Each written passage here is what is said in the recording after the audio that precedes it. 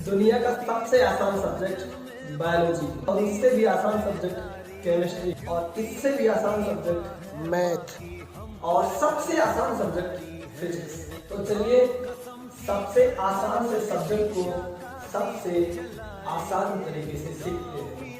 Okay, चलो कुड़ी तक हर सुविधा पहुंचाएंगे। नमस्कार साथियों, पिछले लेक्चर में हमने पढ़ा था कि एरर क्या होता है।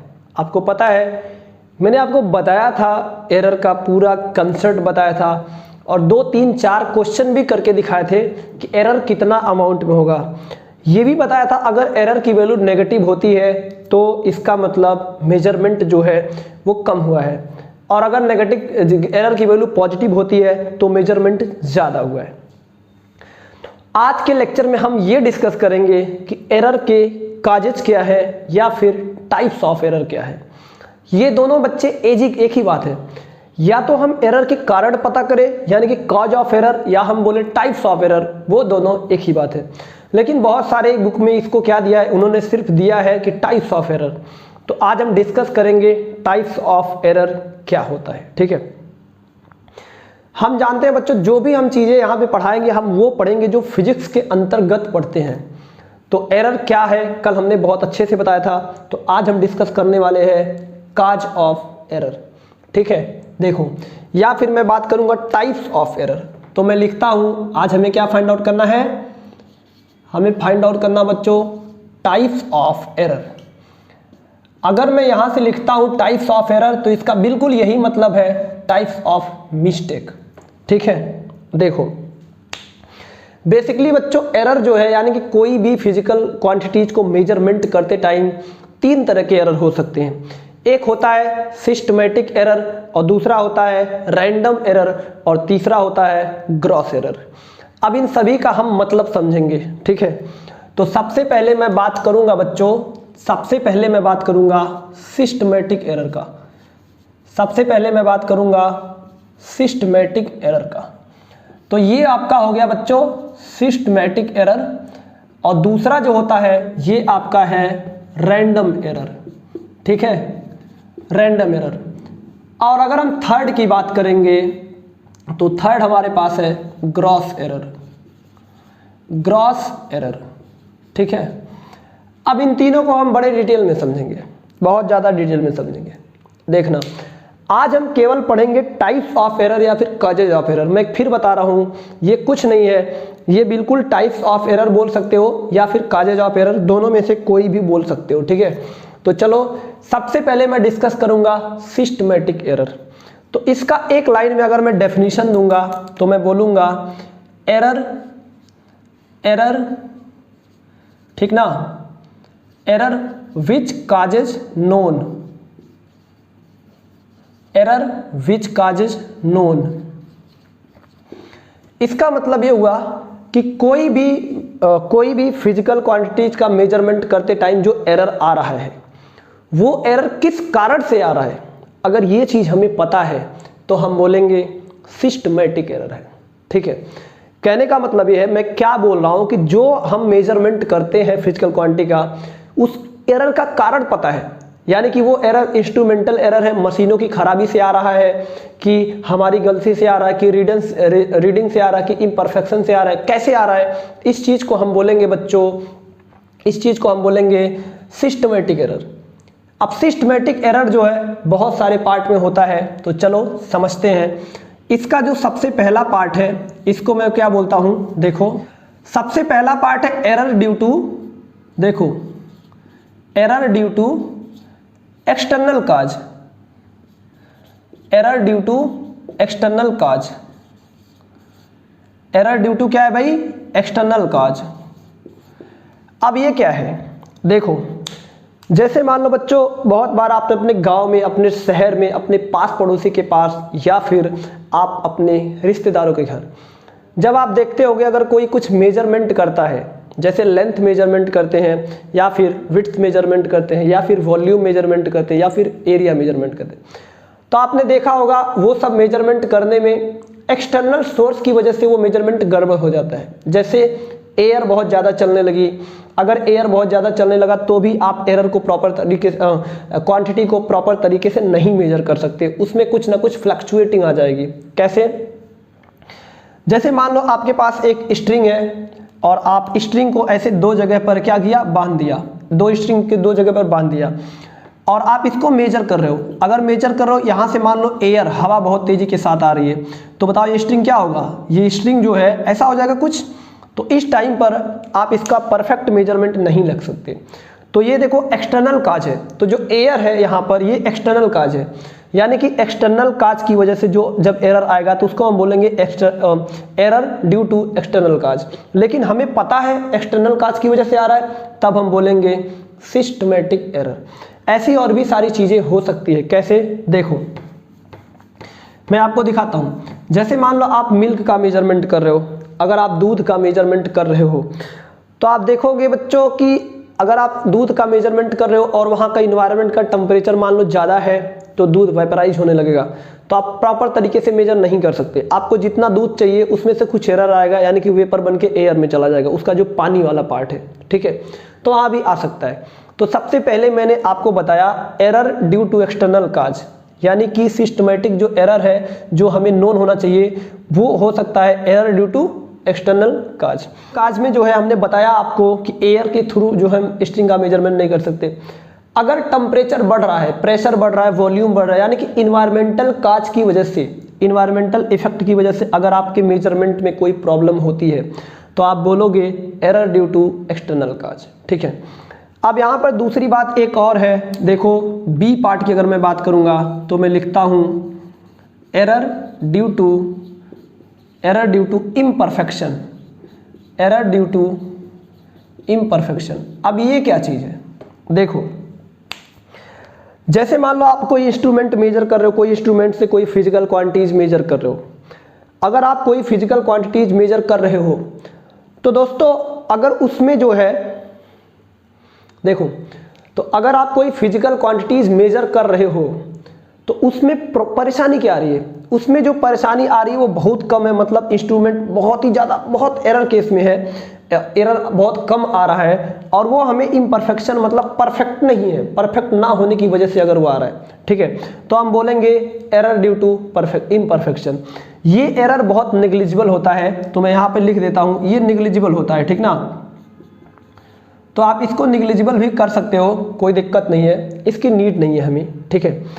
अगर हम इसके सी पार्ट देखेंगे तो सी पार्ट में सिस्टमेटिक एरर में और कौन सा एरर आ सकता है? देखो इसको मैं बोलता हूं बच्चों पर्सनल एरर। देखो अब सी में बोलता हूं बच्चों पर्सनल एरर। अब मैं आपको बताता हूं पर्सनल एरर क्यों आता है। जैसे मान लो आप किसी चीज का मेजरमेंट कर रहे हो, मान लो आपने बॉक्स का मेजरमेंट किया तो बॉक्स का जो मटेरियल है वो प्रॉपर नहीं है, या फिर इंस्ट्रूमेंट का मटेरियल जो है वो प्रॉपर नहीं है, ठीक है। यानी कि जैसे मान लो जो चीज़ें आपने एरर में जो मेजरमेंट करने में जो इंस्ट्रूमेंट यूज किया, मटेरियल यूज किया, आपने उसको प्रॉपर तरीके से नहीं यूज किया, यानी कि उसका जो मटेरियल है वो प्रॉपर नहीं है, यानी कि मान लो उसके शेप में गड़बड़ी है, साइज में गड़बड़ी है या कुछ और गड़बड़ी है, तो ऐसे एरर को हम बोलते हैं बच्चों पर्सनल एरर। ऑब्जर्वर को चाहिए कि इसे केयर करे और अगर इम्प्रॉपर मटेरियल है या इम्प्रॉपर इंस्ट्रूमेंट है तो उसको प्रॉपर बनाए, तो ऐसे एरर को हम बोलते हैं पर्सनल एरर। अब इसके बाद आता है इसमें जो डी है उस आता है इंस्ट्रूमेंटल एरर, ठीक ना। ये क्यों आता है? Instrumental error. अगर मैं बात करूंगा इंस्ट्रूमेंटल एरर की तो बताओ क्या है? देखो तो अब जो ये इंस्ट्रूमेंटल एरर है ये क्यों आता है? ये आता है बच्चों अगर मान लो इंस्ट्रूमेंट प्रॉपर नहीं है, कहने का मतलब आपने स्केल लिया और स्केल के जो नीचे, जैसे मान लो कि मैंने आपको एक स्केल दिया और मैंने कहा इसको मेजर करो, तो देखो स्केल का अगर मान लो ये जो डिवीजन है, ठीक ना, ये जो डिवीजन है ये प्रॉपर डिस्टेंस 1 mm पे नहीं है, या फिर आपने मान लो कोई वॉच लिया, क्या लिया? वॉच लिया, आपको टाइम मेजरमेंट करना है, तो इसमें जो सुई रन करती है वो सुई जो है प्रॉपर टाइम मेजर नहीं कर पाती है due to lack of the charging, या फिर किसी अननोन सोर्सेस से ये जो प्रॉपर टाइम जिस स्पीड से चलना चाहिए वो नहीं चल रही है। तो ऐसे इंस्ट्रूमेंट से अगर आप मेजरमेंट करते हो फिजिकल क्वांटिटीज को तो क्या होगा? तो परफेक्ट नहीं आएगा, एरर आएगा। तो इंस्ट्रूमेंट की वजह से, इंस्ट्रूमेंट में खराबी की वजह से, इंस्ट्रूमेंट में कमियां की वजह से जो एरर आता है उसको हम बोलते हैं इंस्ट्रूमेंटल एरर। अब इसको और भी हम समझ सकते हैं, कैसे? देखो, मान लो आपने एक इलेक्ट्रॉनिक डिवाइस लिया, ठीक है, इलेक्ट्रॉनिक डिवाइस लिया जिसपे हम मास मेजर करते हैं। अगर मान लो आपने इलेक्ट्रॉनिक डिवाइस लिया जिसपे हम क्या मेजर करते हैं भाई? मास मेजर करते हैं। और इसी इलेक्ट्रॉनिक डिवाइस में प्रॉपर चार्जिंग नहीं है, इसके जो सेल होते हैं या फिर जो सप्लाई दिया गया है उसमें प्रॉपर चार्जिंग नहीं है, तो आप जो इस पर रखोगे, वेट रखोगे, तो प्रॉपर तरीके से मेजर नहीं कर पाएगा, तो उसको हम बोलते हैं इंस्ट्रूमेंटल एरर। समझे? तो मास मेजर करते हो या फिर वेलोसिटी मेजर करते हो, कुछ भी मेजर करते हो, अगर वो इंस्ट्रूमेंट की खराबी की वजह से उसमें एरर आता है तो उसको हम बोलेंगे बच्चों इंस्ट्रूमेंटल एरर। आप इसके सामने ये जो लाइन में बोला था इस सबको लिख लीजिए कि इसका मतलब क्या है, ठीक है, क्योंकि मैं वहां ये लिख के नहीं दिखाऊंगा। अब बात आती है बच्चों रैंडम एरर का, ठीक है। तो जैसे आपको यहां पे दिख रहा होगा रैंडम, रैंडम का मतलब होता है कुछ भी, रैंडम का मतलब होता है बच्चों कुछ भी, ठीक है। तो कुछ भी बोल सकते हो या फिर समथिंग बोल सकते हो। तो मैं यहां से बोलता हूं रैंडम का एरर का मतलब होता है कि एरर ड्यू टू अननोन काज। कहने का मतलब अगर मान लो कोई फिजिकल क्वांटिटीज आप मेजर कर रहे हो और उसमें एरर आ रही है, एरर अगर आ रही है तो वो एरर क्यों आ रही है ये चीजें आपको पता ना हो तो आप बोलोगे रैंडम एरर। तो मैं बोलूंगा यहां से, अगर मैं इसको बोलता हूं तो बताओ द काज ऑफ, क्या मैं बोलूंगा? The cause of error, the cause of error unknown, ठीक है। इसका मतलब ये है कि जो अननोन है यानी कि जो एरर का काज है वो अननोन है, ऐसे को हम बोलेंगे बच्चों रैंडम एरर। अब प्रॉब्लम क्या है इसमें? प्रॉब्लम ये है कि जिसके कारण को हम जानेंगे नहीं उसको हम एलिमिनेट कैसे करेंगे। कहने का मतलब अगर आपको कोई बीमारी हुई है, ठीक है, तो उस बीमारी क्यों हुई है, अगर ये चीज आप नहीं जानोगे बीमारी क्यों हुई है तो आप अपने शरीर के उस बीमारी को दूर नहीं कर सकते, ठीक है। तो रैंडम एरर जो है ये क्यों होती है ये पता ही नहीं रहता। तो जब ये पता नहीं है तब क्या हम इसको एलिमिनेट कर सकते हैं? नहीं कर सकते हैं, ठीक ना। तो यहां पे मैं लिख देता हूं it is not eliminated, it is not eliminated. तो कहने का मतलब क्या है? एलिमिनेटेड। तो ये आपको, आप इसको एलिमिनेट नहीं कर सकते। तो कहने का मतलब है कि रैंडम एरर का जो काज है उसे आप नहीं एलिमिनेट नहीं कर सकते। अब हम बात करते हैं ग्रॉस एरर। अब ग्रॉस एरर क्या है? देखो, ग्रॉस एरर बच्चों बेसिकली ऑब्जर्वर की कमी से आता है, ऑब्जर्वर की गलती से आता है। कहने का मतलब यह है कि अगर ऑब्जर्वर प्रॉपर तरीके से रीडिंग नहीं लेता है, केयरलेस है, तो ग्रॉस एरर आता है। यानी कि मैं यहां पे लिखता हूं केयरलेस, ठीक ना। तो केयरलेस, अगर ऑब्जर्वर केयरलेस है यानी कि वो प्रॉपर तरीके से ध्यान नहीं देता है, इस वजह से जो एरर आता है उसको हम बोलते हैं ग्रॉस एरर। तो इसमें हो सकता है कि ऑब्जर्वर केयरलेस हो, बात तो सही है। और दूसरा चीज इसमें हो सकता है बच्चों इम्प्रॉपर सेटिंग। अब ये इम्प्रॉपर सेटिंग का क्या मतलब है? बोलो, इम्प्रॉपर सेटिंग का क्या मतलब है? अब जैसे मान लो कि जब ऑब्जर्वर रीडिंग लेने गया तो जिसका रीडिंग लेना है इंस्ट्रूमेंट के साथ प्रॉपर सेटिंग नहीं किया। जैसे स्केल, अगर मान लो स्केल का रीडिंग, एक रॉड का रीडिंग लेना है, तो जैसे मान लो ये आपको रॉड दिया गया, अब जब ऑब्जर्वर इसको रीड करेगा तो जब रीड करेगा तो बताओ इसका जब मेजरमेंट करेगा तो बताओ यहाँ पे क्या होगा? ये वाला पॉइंट 0 होगा। तो रॉड का 1 एंड इस 0 पर एग्जैक्टली मैच ना खाना, यानी कि सेटिंग नहीं कर पाना, प्रॉपर सेटिंग नहीं कर पाता है, तो इम्प्रॉपर सेटिंग की वजह से जो आपका एरर आएगा उसको मैं बोलूंगा ग्रॉस एरर, ठीक है। यानी केयरलेस की वजह से, इम्प्रॉपर सेटिंग की वजह से, और देखो किस किस की वजह से आता है ये देखो, और आता है बच्चों रॉन्ग रीडिंग की वजह से, रॉन्ग रीडिंग की वजह से। देखो, कहने का मतलब ऑब्जर्वर ने जो रीडिंग लिया है वो रॉन्ग लिया है, यानी कि केयर नहीं किया, रैंडमली ले लिया, इस वजह से जो एरर आता है उसको हम बोलते हैं ग्रॉस एरर, ओके। और इसका एक कारण और हो सकता है using wrong value, using wrong value in observation, wrong value of observation. कहने का मतलब ये है कि अगर ऑब्जर्वर जो है रॉन्ग वैल्यू यूज करता है कैलकुलेशन में तो भी एरर आ जाएगा, यानी कि कैलकुलेशन में अगर वो मिस्टेक करता है तो भी गलत हो सकता है। तो बेसिकली बच्चों एरर के जो काजेज हैं वो हमने बताया, इसे आप काजेज ऑफ एरर भी बोल सकते हो, टाइप्स ऑफ एरर भी बोल सकते हो।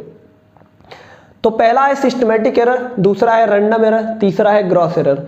सिस्टमेटिक एरर क्यों होता है? जिसमें काज हमें नोन होता है, और रैंडम एरर वो है जिसमें काज अननोन होता है। ठीक है, तो सिस्टमेटिक एरर 4 तरह में कैटेगराइज किया गया है कि error due to external cause बताया था, error due to imperfection, personal error और इंस्ट्रूमेंटल एरर।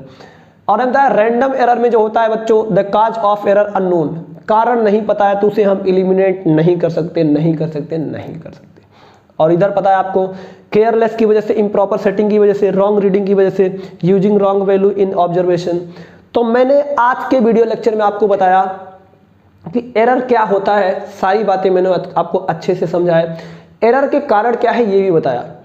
अब जो अगला वीडियो होगा उसमें हम देखेंगे mathematical analysis of the error, जो point of view NEET and JEE से बहुत बहुत इंपॉर्टेंट है। मैं आपको mathematical analysis of the error बताऊंगा, मैं गारंटी के साथ कहता हूँ, चैलेंज के साथ कहता हूँ। अच्छे अच्छे टीचरों के वीडियो लेक्चर आप देखोगे, आपको उतना फील नहीं आएगा जितना मैं आपको फील दिला दूंगा। बस आपको साथ साथ हमारे रहना है, ठीक है। हर पॉइंट मजेदार तरीके से आपको बताऊंगा, इतना बेहतरीन तरीके से बताऊंगा, इतना ट्रिकी बताऊंगा सवाल की, बहुत मजा आएगा। बस आपसे हमारी एक ही रिक्वेस्ट है, हमारे वीडियो को लाइक शेयर सब्सक्राइब करिए चैनल को, और ज़्यादा से ज़्यादा हमें सपोर्ट करिए ताकि हम जल्द से जल्द अपने उस टारगेट को कंप्लीट कर सकें जिस टारगेट के लिए हमारा जन्म हुआ है, बच्चों को एजुकेशन देने के लिए, गरीब बच्चों को, असहाय बच्चों को अच्छे लेवल की एजुकेशन प्रोवाइड कर सके, वो भी फ्री में। यही हमारा टारगेट है, ठीक है। तो चलो सभी को बाय बाय, सलाम, जय भारत।